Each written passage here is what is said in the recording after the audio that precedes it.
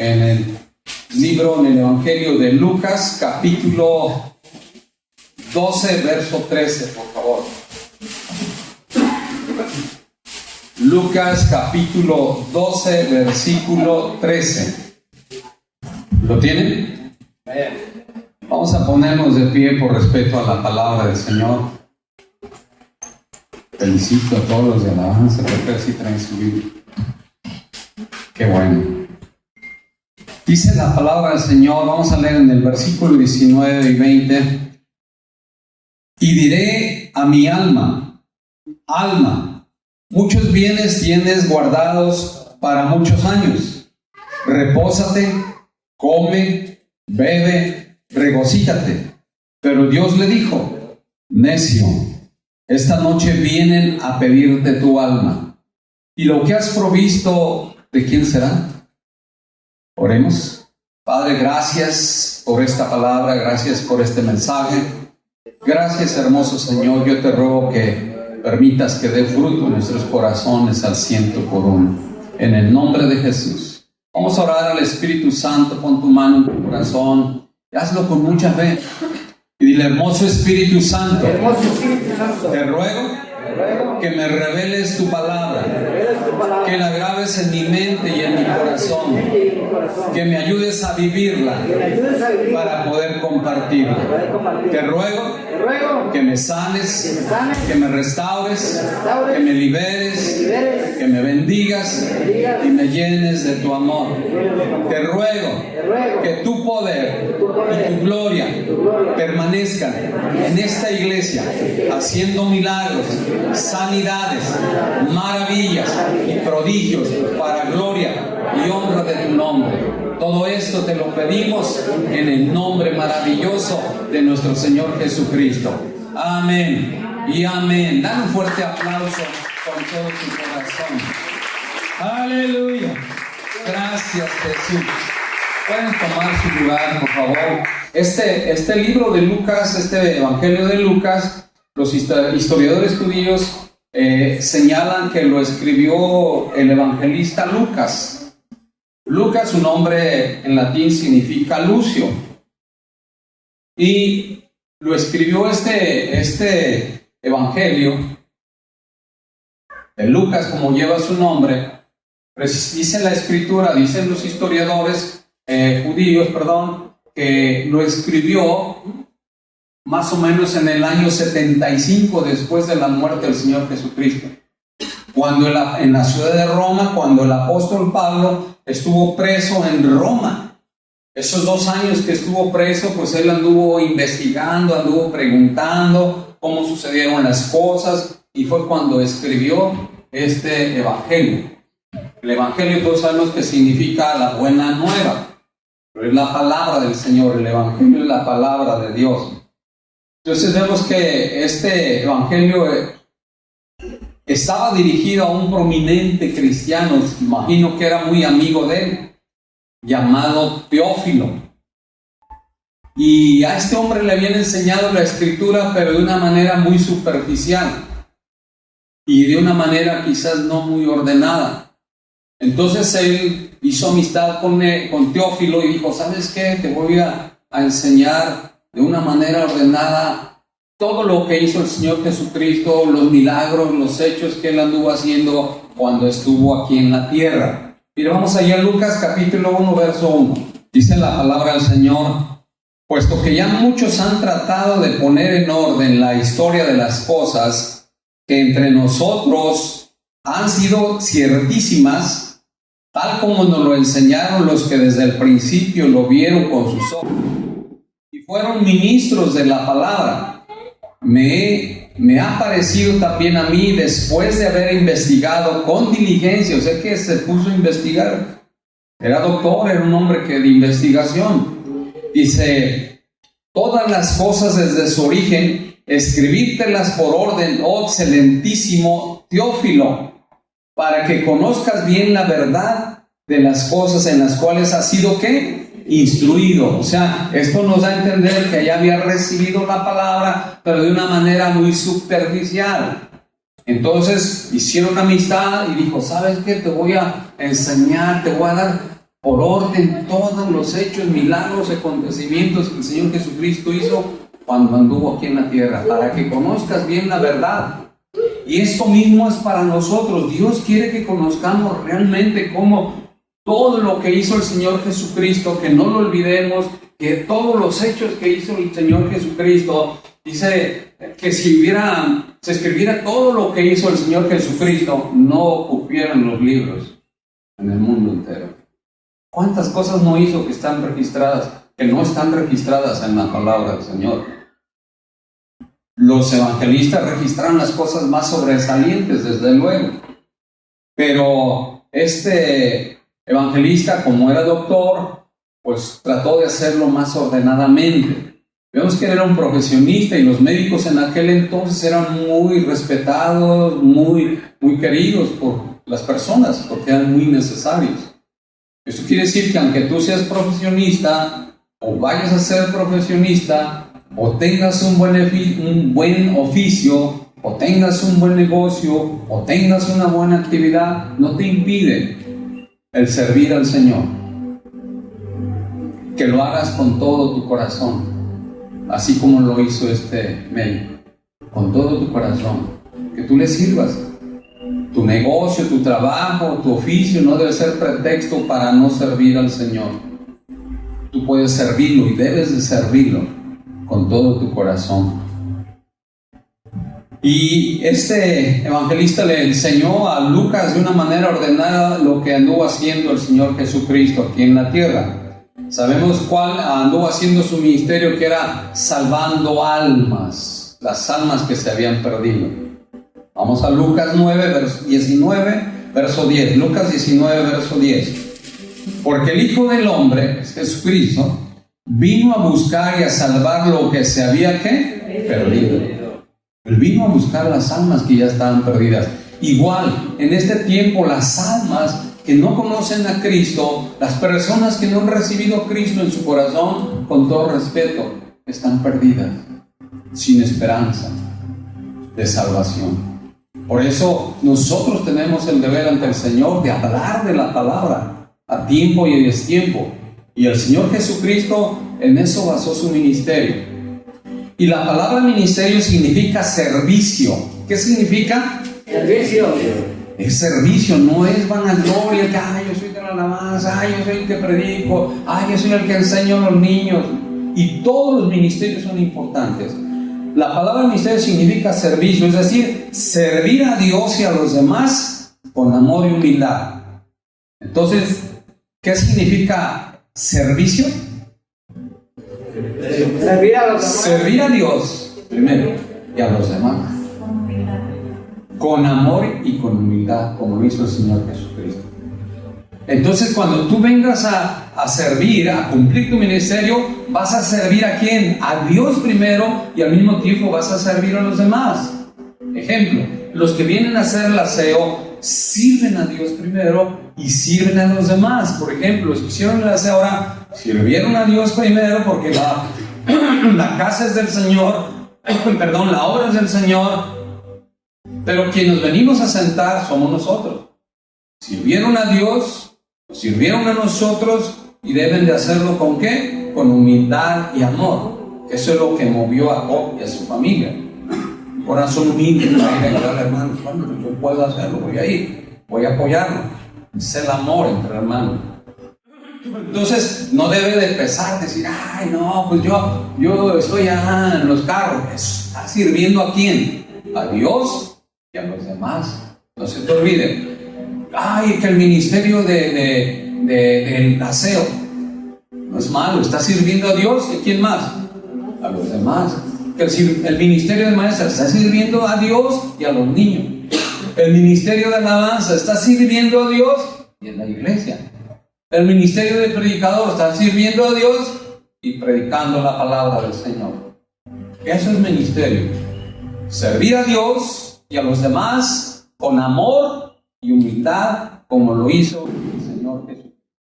Amén. Entonces no debemos de jactarnos ni vanagloriarnos que estamos en un determinado ministerio. Todos los ministerios son importantes para Dios, porque es a Dios a quien servimos. Amén. Bien, El tema de hoy lo he titulado El valor de un alma.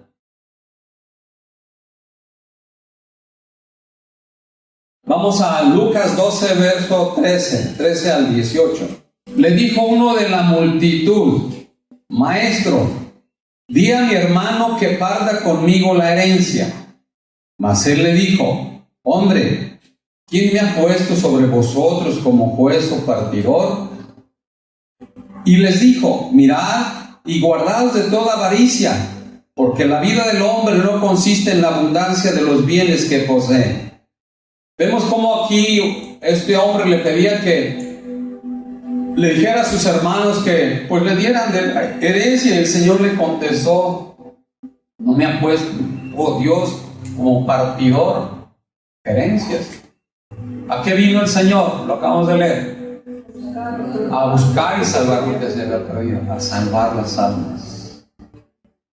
Y sabemos que en lo terrenal hay familias que se dividen, se pelean por las herencias.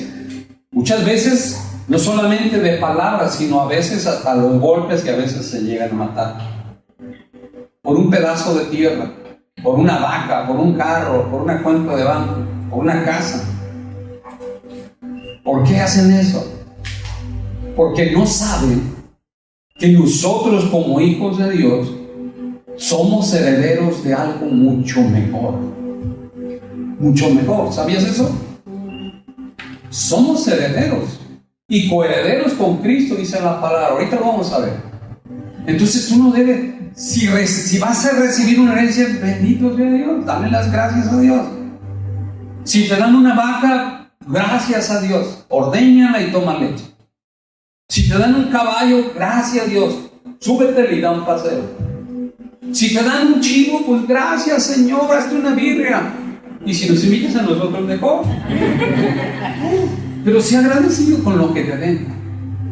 Pero no pelees, porque eso lo hacen los del mundo, los que no tienen esperanza de una herencia con el Dios Todopoderoso.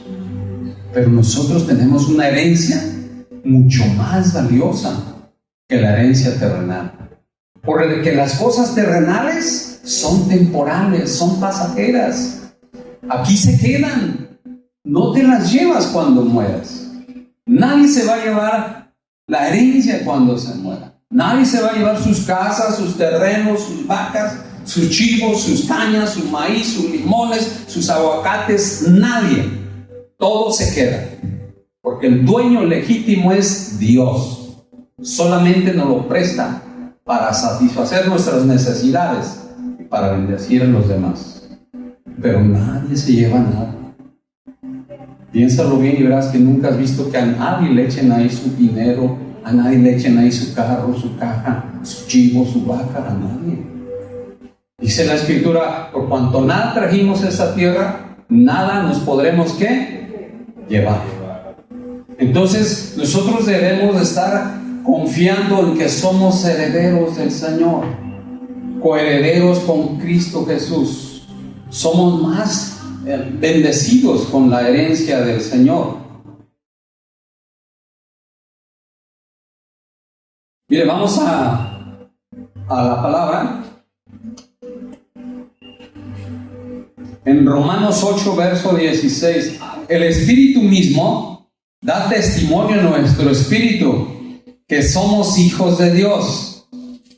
¿Cuántos somos hijos de Dios? Y si hijos, también ¿qué? Herederos, fíjate bien. Herederos de Dios. ¿Y qué más? Y coherederos con Cristo. Si es que padecemos juntamente con Él, para que juntamente con Él seamos glorificados. El 18, pues tengo por cierto que las aflicciones del tiempo presente no son comparables con la gloria venidera que en nosotros ha de manifestarse. Fíjate bien lo que dice Dios en su palabra. Dice que el Espíritu Santo nos testifica. Y dice que somos, ¿qué? Herederos de Dios y coherederos con Cristo. Heredero es que, ¿quiénes son herederos? A ver, los hijos. A ver esta fila, ¿quiénes son herederos? Ya escucharon, ¿verdad? Sí. Los hijos. No puede heredar a otra persona, salvo que el testador quiera regalárselo a un vecino. Pero en forma natural, vamos a decirlo, los herederos son ¿quién? Los hijos. Entonces, si nosotros somos herederos de Dios, quiere decir que somos ¿qué? Hijos de Dios. ¿Por qué somos hijos de Dios? ¿Por qué? Con fe, digo sin miedo. ¿Por qué somos herederos de Dios? ¿Por qué? ¿Pero por qué somos sus hijos? Por haber creído, por la fe, por la gracia que hemos puesto, o el Señor ha puesto en nuestro corazón para creer en nuestro Señor Jesucristo como nuestro único y suficiente Salvador. Entonces somos herederos de Dios por esa promesa que recibimos. Y coherederos, ¿qué quiere decir la palabra coheredero? Juntamente con Cristo. ¿Perdón? Junto. Lo que herede Jesús, tenemos parte de lo. Un ejemplo natural. Dos personas son coherederos. Su papá le dejó a un hermano y un medio hermano, por decir. Van a ser coherederos y van a ser coherederos de todo lo que yo les dejo. Herederos.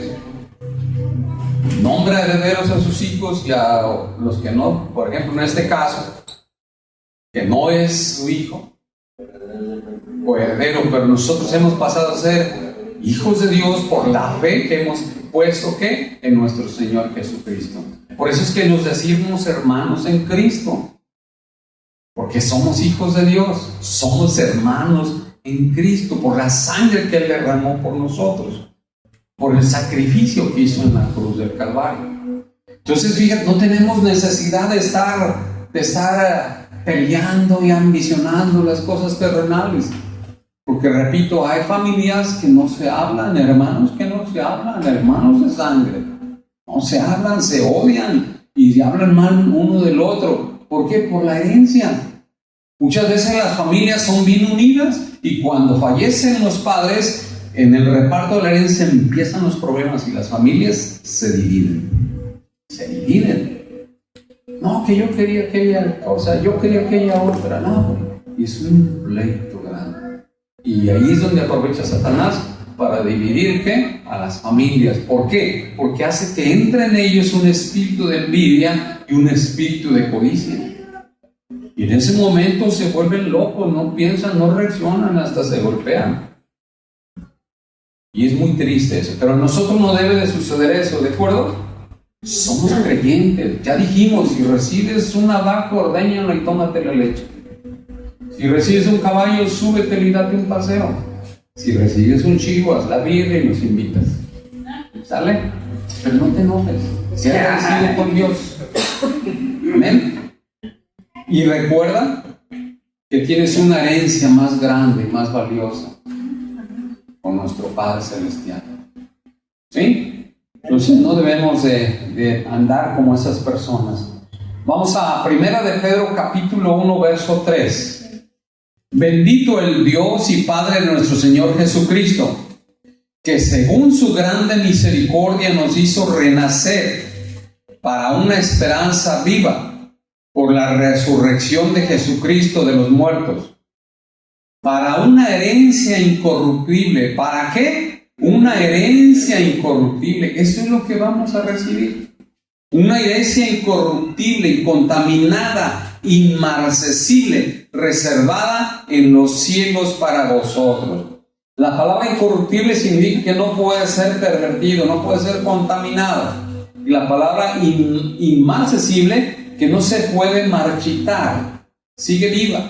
Esa herencia celestial sigue viva por la eternidad. Entonces, fíjate qué valiosa es la herencia que nosotros tenemos en Dios. Vamos a Tito capítulo 3, verso 3.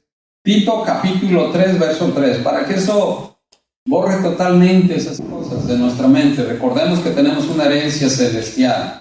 Y las cosas del mundo son pasajeras. Lo que te den es bienvenido.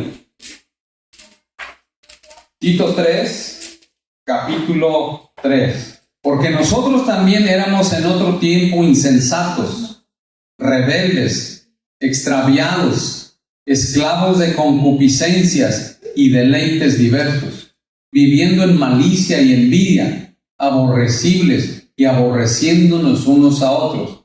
Pero cuando se manifestó la bondad de Dios, nuestro Salvador, y su amor para con los hombres, nos salvó, no por obras de justicia que nosotros hubiéramos hecho, sino por su misericordia, por el lavamiento de la regeneración y por la renovación del Espíritu Santo. Fíjate bien lo que dice. Éramos en otro tiempo, ¿qué? Insensatos.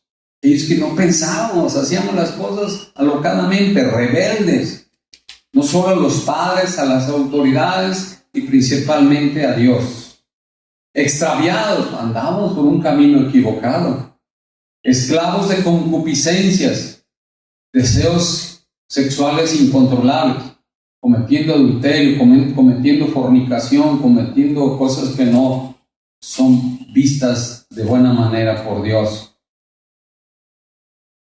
Y deleites diversos, emborrachándose, tomando, fumando, drogándose, con mujeres, en los bailes, en las discos.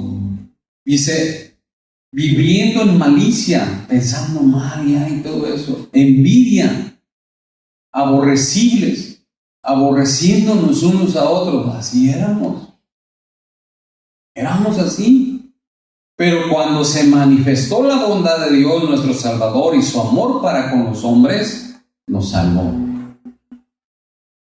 No por obras de justicia que nosotros hubiéramos hecho, sino por su misericordia, por el lavamiento de la regeneración y por la renovación en el Espíritu Santo, el cual derramó en nosotros abundantemente por Jesucristo nuestro Salvador, para que justificados por su gracia, viniésemos a ser ¿qué? Herederos conforme a la esperanza de vida eterna. Mira lo que dice el Señor, para que viniésemos a ser herederos conforme a la esperanza de la vida eterna. Dice la Escritura que fuimos justificados. El Señor Jesucristo nos justificó con su muerte, y por su gracia venimos a ser herederos conforme a la esperanza de la vida eterna. Palabra fiel es esta, y en estas cosas quiero que insistas con firmeza, para que los que creen en Dios, ¿cuántos creen en Dios? Bien. Procuren ocuparse de buenas obras. Estas cosas son buenas y útiles a los hombres. Y se insiste, por eso es que di varios versículos, para que no estemos apegados a las cosas materiales. Si recibes una herencia terrenal, qué bueno, dale gracias a Dios por tus padres y dale gracias a Dios por la bendición.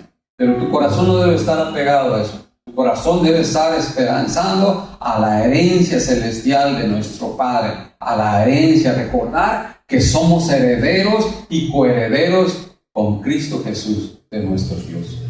Jesús fue el que logró todo eso para nosotros. Dale un aplauso por eso al Señor. Aleluya. Gracias, Jesús. A los abogados les pagas cuando te ganan un juicio. Al Señor, fíjate, lo único que le damos, una ofrenda de palmas. Cuando Él es el que hace todo. Él pagó el precio por todo. Él es el que pagó el precio por todo. Nuestra mejor herencia, ya les dije, no es terrenal. Nuestra mejor herencia es espiritual. La salvación de nuestra alma, la promesa de vida eterna, una morada celestial con el Señor, una morada, vivir con Cristo por toda la eternidad, una ciudad donde las calles son de oro, donde no hay hambre, ya no hay muerte, ya no hay llanto, sino solamente gozo en el Espíritu Santo. Las dificultades y envidias ya no existen. Allá todo es hermoso, porque estaremos en la presencia del Señor, adorando y sirviéndole a Dios por toda la eternidad. ¿Qué andamos peleando aquí? Hay algo especial. Debemos de pensar en esa herencia y no andar peleando las cosas terrenales. Vamos a Lucas 12, verso 16. Vamos a regresar al versículo, también me refirió una parábola diciendo: la heredad de un hombre rico había producido mucho, y él pensaba dentro de sí diciendo: ¿qué haré? Porque no tengo dónde guardar mis frutos. Vemos que este hombre, Dios lo prosperó, sus tierras produjeron una buena cosecha y no tenía ya dónde más almacenar el producto. Dice: ¿dónde lo dejaré? O sea, él estaba apegado a las cuestiones materiales. Pero ¿qué dice la Escritura? ¿Que de qué sirve ganar el mundo entero si perdemos ¿qué? Nuestra alma. ¿Qué nos está dando a entender ese versículo? Que es más importante que nuestra alma que todo ese granero lleno de maíz o de fruto que tenía ese hombre. Es más importante nuestra alma incluso que ¿qué? Que el mundo entero, fíjate. Entonces, ¿cuál será el valor del alma? Fíjate, la Biblia nos está haciendo una comparación que es más importante nuestra alma que el mundo entero. Es más importante nuestra alma que un montón de dinero, que 10 hectáreas de tierra, que 100 cabezas de ganado. Es muy importante el alma. Y el valor del alma es muy alto, muy grande, que ni todo el mundo la puede pagar. Ve lo que el Señor hizo. Vamos a Proverbios 11:28. El que confía en sus riquezas, ¿qué cosa? Caerá. Porque las riquezas son inestables. Ahorita las tienes y al rato ya no. Porque el que confía en sus riquezas caerá, mas los justos reverdecerán como ramas. Fíjate, qué hermoso que los justos están felices, verdes, dando su fruto a su tiempo. Y aquellos que confían en sus riquezas viven desesperados, ansiosos, angustiados, no pueden dormir, tienen pleitos con todo, porque están confiando ¿en qué? En sus riquezas. Pero Dios se fue escrito que el que confía en sus riquezas caerá. Nuestra confianza tiene que estar ¿en quién? En Dios. En Dios. Así te prospere con mayor razón. Con mayor razón, entre más te prospere, más debes de agarrarte del Señor, más debes de confiar en Dios y debes de recordar que su palabra dice que toda buena dádiva y todo don perfecto viene del Padre de las luces, que es Dios. Todo viene de Él. Dice la Escritura que de lo que Él nos da, de lo que recibimos de su mano, nosotros le damos para la obra. Dice su palabra que Él es el dueño del oro y la plata. Entonces, ¿de qué nos creemos? Todo es de Él. Dilo conmigo, todo es de Dios. Todo es de Dios. Todo es de Él. Todo. No nos debe de pesar para dar para su obra. No nos debe de pesar de dar para ayudar al necesitado, al enfermo. No nos debe de pesar. Es bien importantísimo que nosotros entendamos, porque dice la misma palabra que hay unos que dan con generosidad y les es multiplicado, y hay otros que retienen más de lo justo y vienen ¿a qué? A pobreza. Fíjate, por ávaros. Es importante ser generosos. Yo bendigo a todas las hermanas y hermanos que de esta iglesia y de otra iglesia, que sin saber, ellos me llevaron poco, mucho, pero me dieron cuando yo estaba en cama. Es algo que se agradece eternamente. Y Dios cumple su promesa. Cumple su promesa. Por eso, no se te olvide ser generoso, ser generosa. El próximo domingo Dios nos pone a prueba. Yo veo a veces con tristeza, somos 10, 12 los que dan para el necesitado y los demás nunca creen que van a tener necesidad. Muchas veces de ahí se les da a los hermanos que se quedan sin trabajo, que están enfermos. Sé generoso, sé generosa. Porque Dios nos enseña que el que confía en sus riquezas caerá. Regresamos a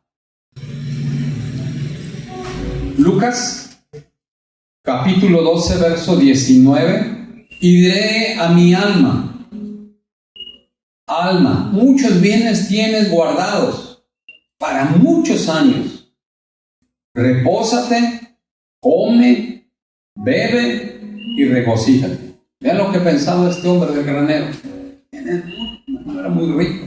Tienes mucho. Repósate, come, bebe, regocíjate, date la gran vida. Pero nunca dijo, debo de servir a Dios. Y vea lo que le dice el Señor. Pero Dios le dijo, necio, esta noche vienen a pedirte tu alma. Y lo que has provisto, ¿de quién será? Imagínense, esforzarse en trabajar y trabajar. Y que de repente se fue. Y todo lo que tenía, todo lo que hizo, ¿quién se lo dio? Y sucede en la vida real. Nosotros conocimos un vecino que trabajaba y trabajaba, tenía varias casas, y estaba en camioneta y todo. Y en una ocasión lo invitamos a la playa. No, es que tengo que trabajar y que tengo que hacer. Mire, murió y se quedaron las cosas ahí. Otras personas que no eran sus familiares lo están disfrutando. Y hay otras cosas que están ahí abandonadas. ¿Qué sirvió? De nada. Son ejemplos reales que deben de hacernos reflexionar que nuestro corazón no debe estar apegado a los bienes materiales. Porque son, ¿qué? Pasajeros. Nuestro corazón debe estar apegado a las cosas celestiales, porque son duraderas, son eternas. La herencia que Dios nos promete es eterna, es duradera, es especial. Entonces no tenemos por qué apegarnos a las cosas materiales aquí en la tierra, porque esas son pasajeras y no nos las llevamos. Y las que vamos a tener allá es por toda una eternidad, imagínate. Imagínate que es una eternidad para siempre, por muchos y muchos y muchos años. Vamos a estar con el Señor. Mientras estemos allá, toda esa herencia la vamos a poder disfrutar. Entonces nuestro corazón debe estar apegado a las cosas celestiales. Vamos a, creo que ya se los comenté, Marcos 8:34, y llamando a la gente y a sus discípulos. ¿Cuántos son discípulos del Señor Jesucristo? ¿Cuántos son discípulos del Señor Jesucristo? Entonces esta palabra es para nosotros. No solamente para la gente, sino también para nosotros. Y llamando a la gente y a sus discípulos les dijo, pongan mucho cuidado, si alguno quiere venir en pos de mí, niéguese a sí mismo y tome su cruz y sígame. Porque todo el que quiera salvar su vida la perderá, y todo el que pierda su vida por causa de mí y del Evangelio la salvará. Porque ¿qué aprovechará el hombre si ganare todo el mundo y perdiere su alma? ¿O qué recompensa dará el hombre por su alma? ¿Qué puede dar de recompensa por su alma? Nada. Nada. Vamos al Salmo 49 del 1 al 8. Salmos 49 del 1 al 8. Oíd esto, pueblos todos. Quiere decir que esta recomendación es para quién? Para todos los pueblos, todas las creencias. Escuchad, habitantes todos del mundo. Esta palabra es para todos. Así los plebeyos como los nobles, el rico y el pobre juntamente, para todos, pobres, ricos, chinos, lacios, morenos, güeros, para todos. Mi boca hablará sabiduría y el pensamiento de mi corazón inteligencia. Inclinaré al proverbio mi oído. Declararé con el arpa mi enigma. Porque ¿qué he de temer en los días de adversidad, cuando la iniquidad de mis opresores me rodeare? Los que confían en sus bienes y de la muchedumbre de sus riquezas se jactan, ninguno de ellos podrá en manera alguna redimir al hermano, ni dar a Dios su rescate, porque la redención de su vida es de gran precio y no se logra jamás. ¿Cuál es el valor de nuestra alma? Un gran precio. Y si aquellos que se jactan de su riqueza nunca podrán redimir al hermano. Dice, yo voy a dar 10,000 pesos para que sabe mi hermano, yo voy a dar esto para que mi hermano no vaya al infierno. Si tiene a Cristo y vivió conforme a la palabra, tiene esa promesa de vida eterna. Pero si no tuvo a Cristo en su corazón y no vivió pensando en Dios, perdición perpetua. Por eso el Señor nos está haciendo lo que vale nuestra alma, lo que vale. ¿Cuánto creen que valga nuestra alma? $1,000,000. ¿Una granja llena de productos como la de este hombre granjero? ¿El mundo entero? No. El valor de nuestra alma, ¿cuál es entonces? ¿Perdón? La salvación. Ese es un producto es un beneficio, vamos a suponer, de la salvación. Pero ¿cuál es el valor real de nuestra alma? ¿Perdón? No tiene precio. Pero, ¿perdón? La sangre de nuestro Señor. La sangre de... ¿Eso no estudió? La sangre de nuestro Señor Jesucristo. El valor de nuestra alma es el sacrificio de nuestro Señor Jesucristo en la cruz del Calvario. Que nunca se te olvide, amado hermano. El amor, el valor de tu alma es el sacrificio del Señor Jesucristo en la cruz del Calvario, en donde Él voluntariamente ofreció su cuerpo para que fuera flagelado y ofreció su sangre para la salvación de nuestra alma. ¿Puedes decirlo ahora conmigo? El valor de mi alma, es el sacrificio del Señor Jesucristo realizado en la cruz del Calvario. Amén. Dale un fuerte aplauso al Señor. Aleluya. Hácelo con ganas. Aleluya. Ese es el valor de tu alma, fíjate.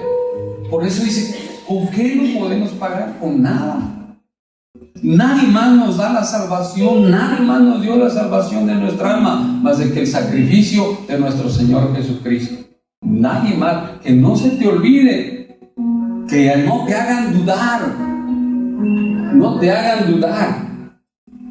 El único que pudo darnos la salvación fue nuestro Señor Jesucristo. Vamos a 1 de Pedro, capítulo 1, verso 17.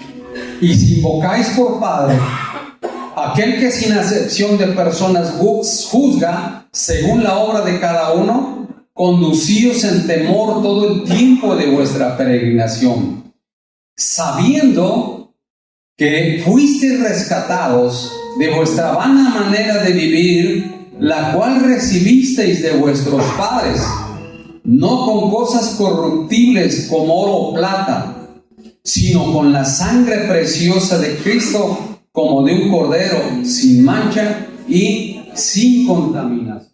Dice que si invocamos por Padre aquel que sin acepción de personas juzga, ¿quién es el que juzga sin acepción de personas?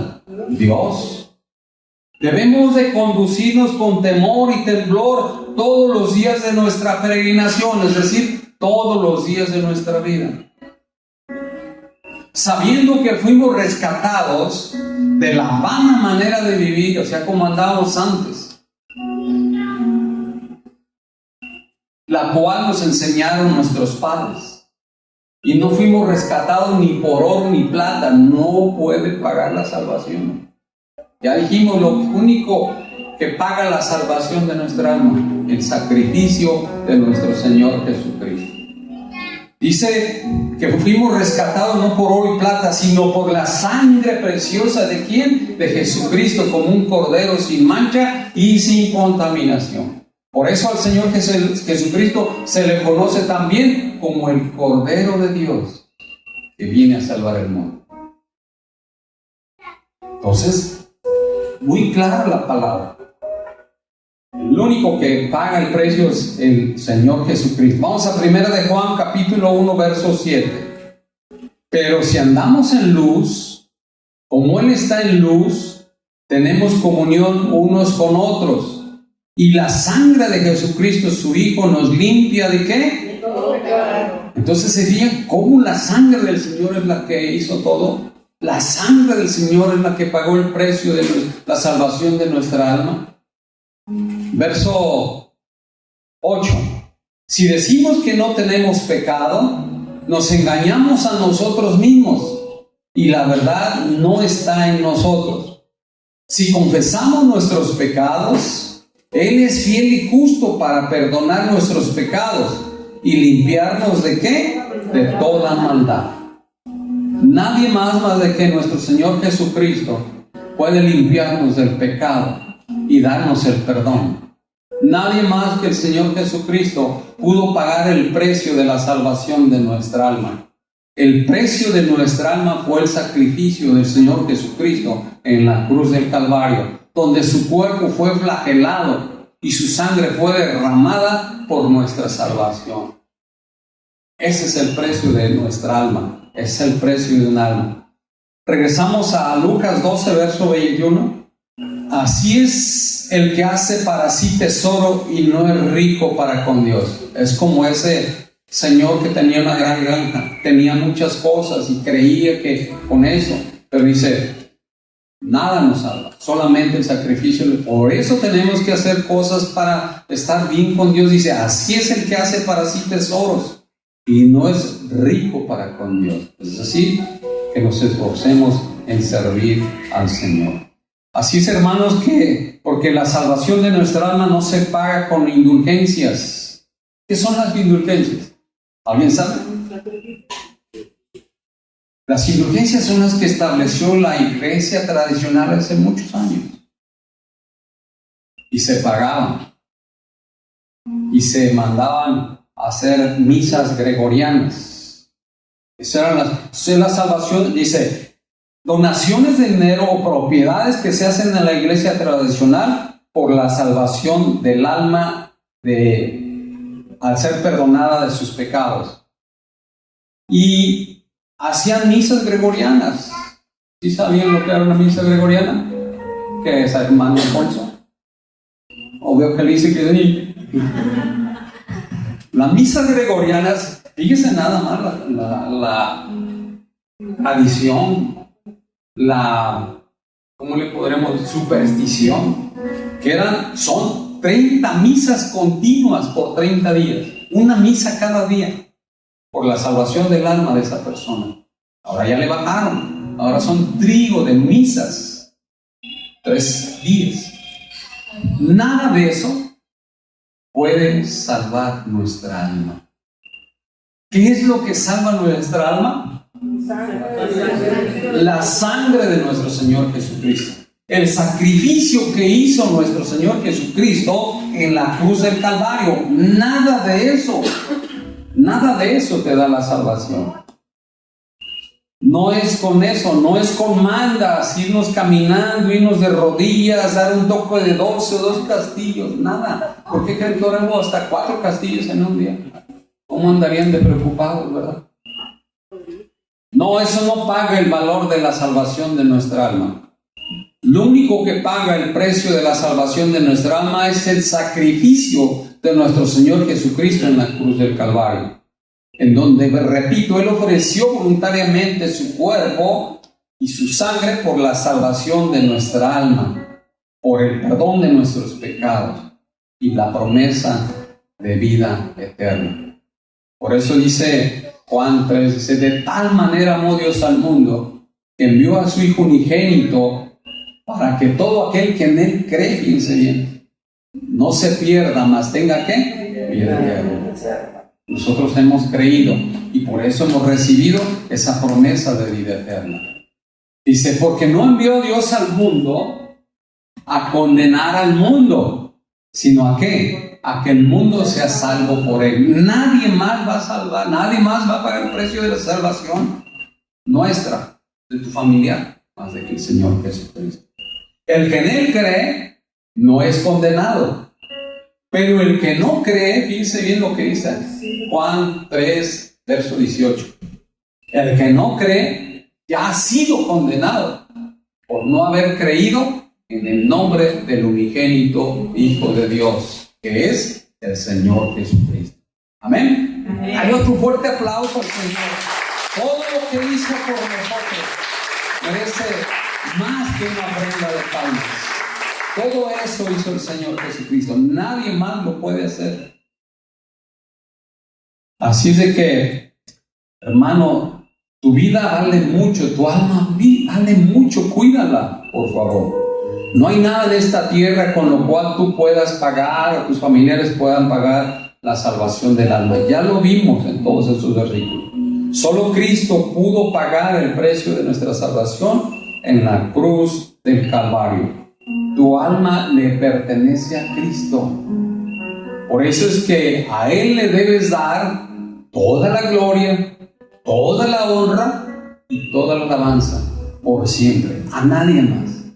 Amén. Dale un fuerte, pero fuerte aplauso al Señor con todo tu corazón, porque Él es el único digno de toda gloria, de toda honra, de toda alabanza, porque Él es el Señor que pagó el precio por nuestra salvación. Vamos a adorar. Ponte de pie, por favor.